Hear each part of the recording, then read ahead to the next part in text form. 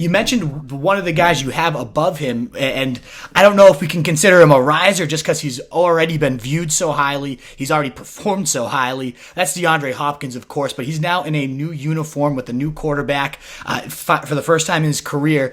What do you think of his value? Did you look at him any higher, lower, the same in Arizona? Do you think there's any room for upside? What do you think here with DeAndre Hopkins?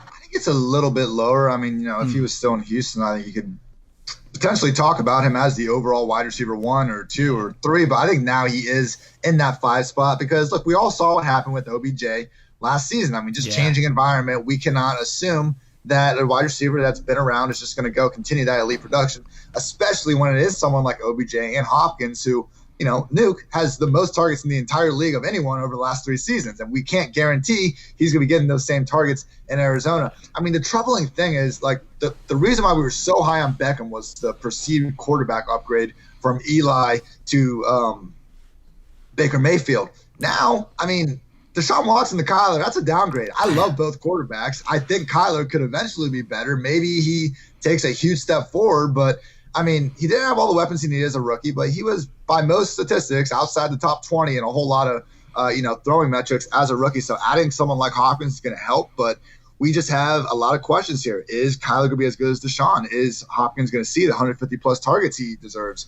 Is he going to, be able to operate with Fitz and Kirk probably stealing some targets? So I think he's still good enough that we need to treat him as a locked-in wide receiver 1. But no, I think there are good enough reasons now to go with your Michael Thomas, Devontae Adams, Tyreek Hill's the world before him.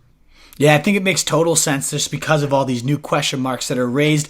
The one thing I do love is coming to Arizona, no team targeted wide receivers more than the Cardinals, 69.8%. So, it seems like there's nowhere to go but down for his volume, but I'm hoping it's just not too much down because of this propensity. And I love this idea of the air raid just blowing up in year 2, Kyler blowing up. Obviously, it's a big what if, but if it does, I mean, he could spike in those TD departments because they do love to throw in the red zone so much. So I'm with you. He's my 5. He definitely took a little bit of a hit, but it's still Hopkins, maybe the best talent at the position in the game.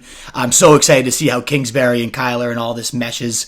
So, as you said, though, there's really nowhere to go other than a little bit down.